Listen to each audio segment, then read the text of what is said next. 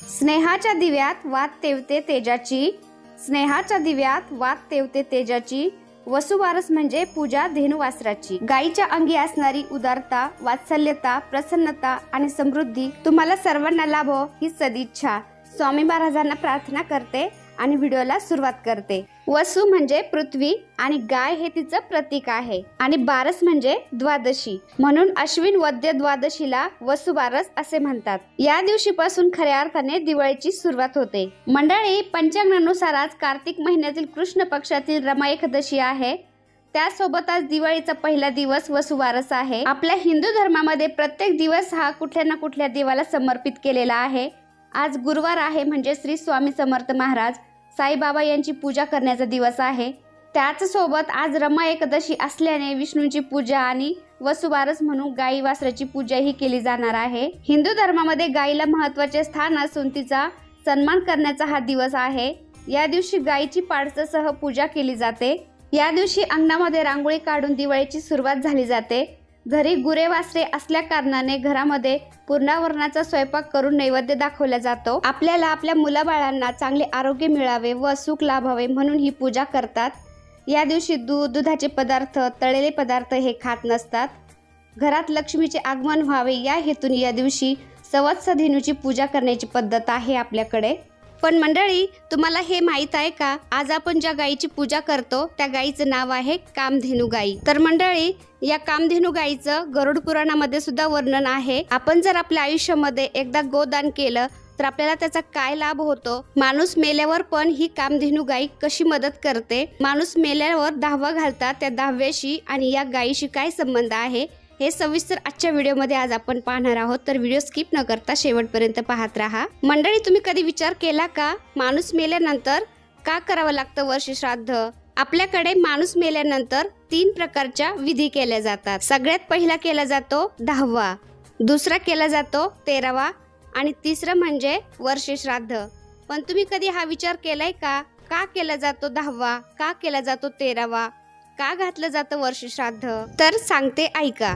मंडळी, आपल्या हिंदू धर्मामध्ये एकूण 16 संस्कार सांगितले गेलेले आहेत माणसावर करायचे। पण मंडळी, हे 16चे 16 संस्कार आपल्या जीवावर होतात असं नाही, पण 3 संस्कार हे हमखास झाले जातात बर का। पहिला संस्कार आहे नामकरण संस्कार। हा नामकरण संस्कार बाळ जन्माला आल्यानंतर 12व्या दिवशी त्याच्यावर झाला जातो। म्हणजे जन्माला आल्यानंतर सगळ्यात पहिला संस्कार होतो तो नामकरण संस्कार। आणि त्या जीवावर दुसरा संस्कार कोणता होतो, तो होतो विवाह संस्कार अग्नीच्या साक्षीने। आणि तिसरा संस्कार म्हणजे अंतिम संस्कार, शेवटचा संस्कार होतो तो अंतिम संस्कार। हे 3 संस्कार या जीवावर मात्र हमखास झाले जातात। आता सगळे संस्कार किती करायचे असतात? 16 मधून 3 गेले, खाली किती राहिले? 13। तर त्यामुळे आपल्याला करावा लागतो 13वा। आणि एकदा का त्या माणसाचा 13वा झाला तर तो घरदार, बायका, पोरं, धन दौलत सगळ्यापासून मुक्त झाला जातो आणि त्याची वाटचाल होते मग यम दरबाराकडे। तर तो सगळ्यात पहिलं यम दरबाराकडे जायला निघतो आणि या जीवाला यम दरबाराकडे जायला एकूण 28 दिवस लागत असतात। तर मंडळी, 28 आणि 13 किती झाले? 41। 41व्या दिवशी तो पोहोचतो यम दरबाराच्या बाहेर। यम दरबारामध्ये जायच्या आधी त्याला लागते एक वैतरणी नदी। तर मंडळी, हा जीव वैतरणी नदीच्या काठावर जाऊन पोहोचतो। त्याला ती वैतरणी नदी पार करायची असते। पण ही नदी काय साधीसुधी नसते बर का। श्रीमद भागवतामध्ये याचं वर्णन आहे। 28 प्रकारच्या नरकातून जी घाण वाहते याच नदीतून वाहते बर का। तर हीच नदी आहे वैतरणी नदी। तर हीच ती नदी त्या जीवाला पार करायची असते। आता ही कशी पार करायची? तर मंडळी, याच वैतरणी नदीच्या काठावर राहते एक कामधेनू नावाची गाई। तर तिचंच आपण वसुबारसेच्या दिवशी पूजन करत असतो। आता नदी पार करण्यासाठी आपल्याला ही कामधेनू गाई मदत करत असते। पण ती कोणाला मदत करते? ज्याने कोणी आयुष्यामध्ये गोदान केलेला आहे म्हणजे गाई दान केलेला आहे त्यालाच ती आपल्या पाठीवर बसून वैतरणी नदी पार करण्यासाठी मदत करते। आणि गोदान आपल्याला कोणाला करायचंय?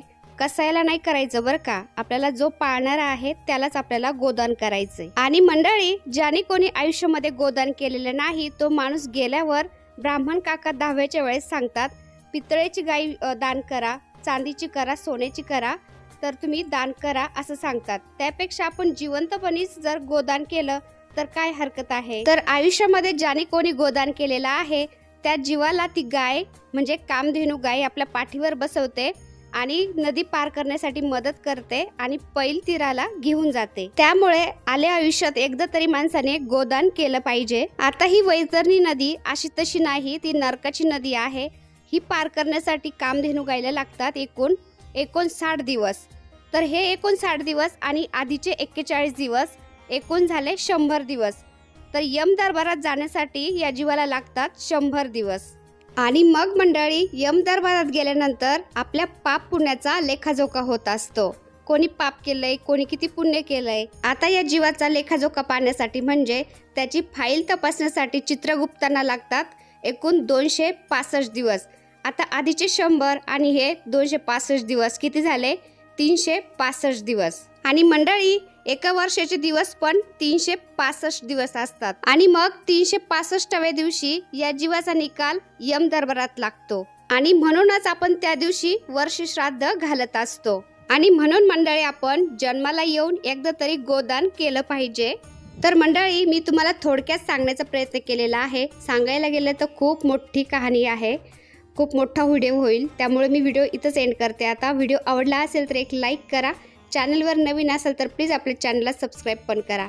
चला तर भेटूया पुन्हा अशाच एका छानशा व्हिडिओ बरोबर, तोपर्यंत बाय बाय। व्हिडिओ पाहिल्याबद्दल धन्यवाद।